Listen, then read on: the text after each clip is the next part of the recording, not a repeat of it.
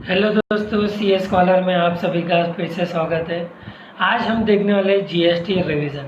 तो जीएसटी में आज हम क्या देखने वाले हैं दोस्तों, लास्ट लेक्चर में हमने देखा था what is a goods and what is a service, और उन दोनों में क्या डिफरेंस था, कब हम गुड्स किसको गुड्स कहते हैं किसको सर्विस कहते हैं, हमने वो देखा। आज हम देखने वाले हैं कि क्या सप्लाई हो। हमारे जो फर्स्ट कंडीशन हमने देख ली कि जीएसटी लेवी होने के लिए गुड्स एंड सर्विसेज होने चाहिए। सेकंड कंडीशन है कि गुड्स एंड सर्विसेज सप्लाई होना ज़रूरी है। तो हम कब मानेंगे कि सप्लाई हो रहा है, तो उसके लिए हम देखते हैं दोस्तों। तो सप्लाई के लिए है ऑल फॉर्म ऑफ सप्लाई, तो तीन कंडीशन ज़रूरी होनी चाहिए, कोई भी फॉर्म ऑफ सप्लाई होना चाहिए। दूसरा कंसिडरेशन होना चाहिए, और तीसरा बिजनेस पर्पस के लिए होना चाहिए। तो दोस्तों, तो all supply of goods and services or both such as a sale, transfer, barter, exchange, licence, rental, lease, disposal made or agreed to be made for a consideration by person in a course or furtherance of business. मतलब हम कोई भी जो भी goods and services हैं वो हमसे जा रहे हैं, सप्लाई हो रहा है, सेल हो रहा है, ट्रांसफ़र हो रहा है, एक्सचेंज हो रहा है, कुछ भी हो रहा है, वो मूवमेंट कर रहे हैं, गुड्स एंड सर्विसेज मूवमेंट कर रहे हैं, और वो कंसिडरेशन के लिए हो रहे हैं, मतलब उसके बदले में हमें कंसिडरेशन मिल रहा है, और वो किस पर्पज़ के लिए हो रहे हैं, बिजनेस पर्पज़ के लिए हो रहे हैं। तो हम उसे क्या कहते हैं दोस्तों, तो हम उसे कहते हैं सप्लाई। अभी ये सप्लाई किसको कहते हैं, तो सप्लाई हमने देख लिया कि अगर कोई भी फॉर्म ऑफ सप्लाई होता है कंसिडरेशन के साथ होता है और बिजनेस पर्पस के साथ होता है तो उसे हम सप्लाई कहते हैं।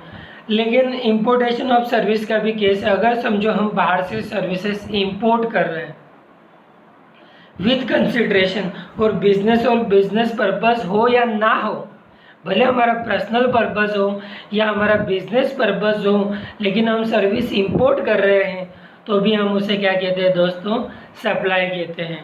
तो सप्लाई के केस, इंपोर्टेशन ऑफ सर्विस के केस में एक एक्सेप्शन है।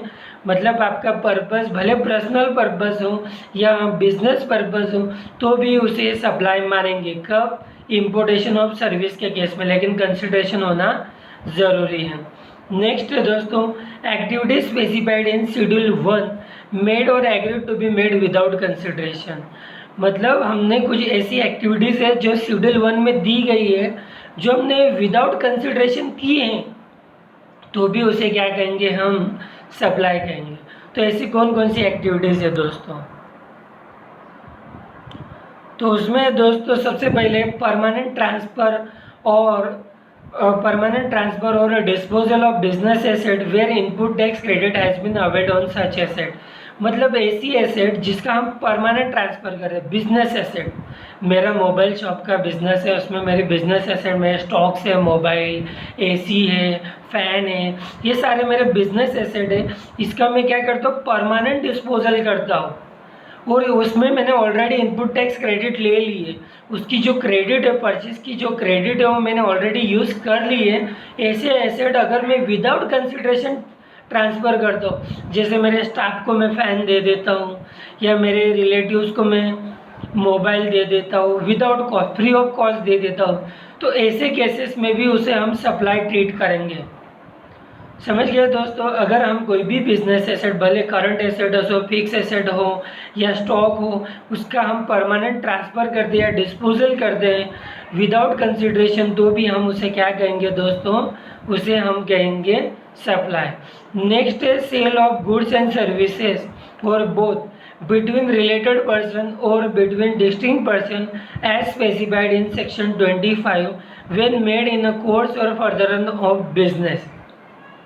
मतलब हम रिलेटेड पार्टी या डिस्टिंक्ट पर्सन को कुछ भी ट्रांसफ़र कर रहे हैं without consideration in the course of business के कोर्स में, तो भी उसे हम क्या कहेंगे, सप्लाई कहेंगे।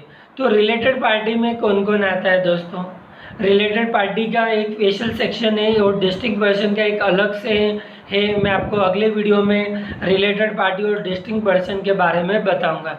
तो इन शॉर्ट ये याद रखो, अगर रिलेटेड पार्टी और डिस्टिंक्ट पर्सन को विदाउट कंसिडरेशन आप बिजनेस कोर्स में कुछ भी सप्लाई कर रहे हो तो उसे भी हम क्या कहते हैं, सप्लाई कहते हैं। उसमें एक एक्सेप्शन है दोस्तों, अगर एम्प्लॉयर एम्प्लॉय का रिलेशन है, उस केस में 50,000 का एग्जम्पशन है।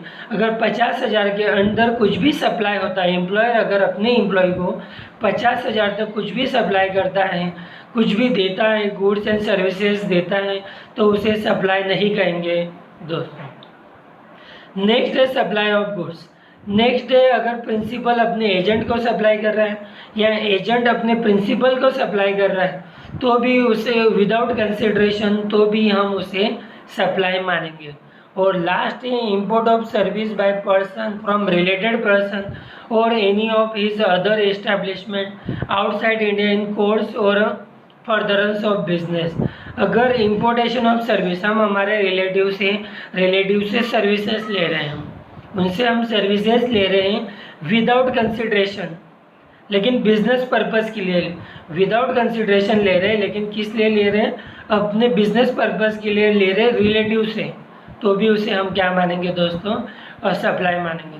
तो ये दोस्तों ये 4 पॉइंट थे। अगर बिजनेस एसेट परमानेंट डिस्पोजल कर रहे हैं, रिलेटेड पार्टी या डिस्टिंक्ट पर्सन से सप्लाई कर रहे हैं, तो भी उसे सप्लाई मानेंगे।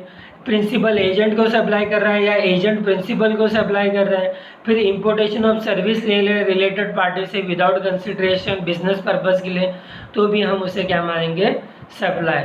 तो ये शेड्यूल 1 देख लिया दोस्तों। तो दोस्तों आपको ये लेक्चर कैसा लगा? अगर इससे आपको बेनिफिट हो रहा है, ये लेक्चर आपको अच्छा लग रहा है, तो दोस्तों लाइक कीजिए, शेयर कीजिए, सब्सक्राइब कीजिए और कमेंट करना ना भी भूलिए। Thank you so much.